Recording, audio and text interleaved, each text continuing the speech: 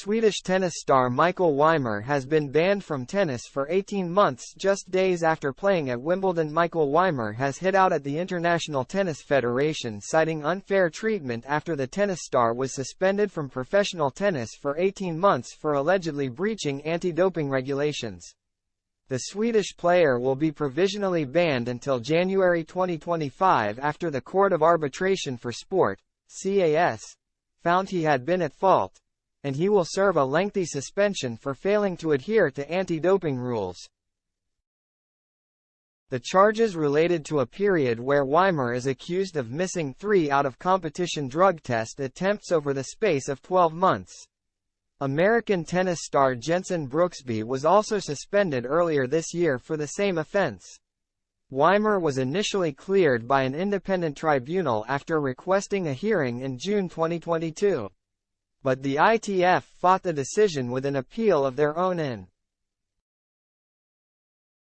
13 months later, on July 17, the governing body of tennis informed Ymer that he will be sidelined for a year and a half. The CAS ruled in favor of the ITF, concluding that Ymer failed in ensuring his compliance with the anti-doping regulations by omitting to verify his whereabouts on November 7, 2021, and concluded the fault of the player was high, adding that the third instance could be described as the result of culpable negligence. Ymer, 24, is currently 51st in the men's singles ATP rankings and was on the cusp of breaking into the top 50 for the first time in his career. But he now faces another long battle to clear his name after his latest setback and made his thoughts clear on the decision. A statement on Ymer's official Twitter account confirmed his ban. It read, "In January 2022, the ITF charged me with a potential anti-doping rule violation for having 3 missed out-of-competition test attempts in a 12-month period.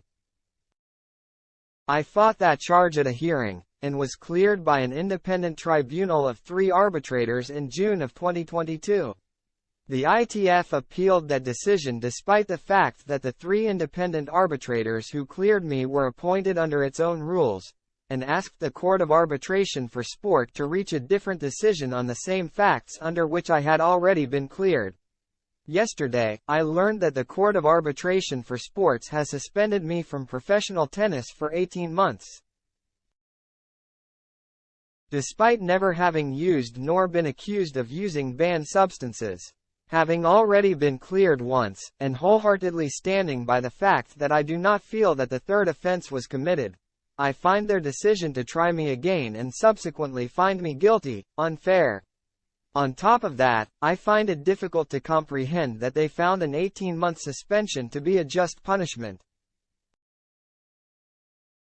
I understand that these rules have been put in place to protect the integrity of our sport, and that they are there for a reason. However, I do not believe I broke those rules, and my conscience is clear with God as my witness." The Swedish no one reached the third round at Wimbledon this year, his best finish to date, before he fell to a 5-set defeat at the hands of Daniel Elahi Galan.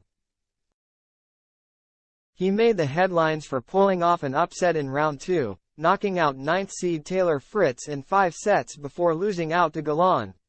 He was due to face Peruvian opponent Juan Pablo Varillas at the Swiss Open on Monday, but the match was cancelled.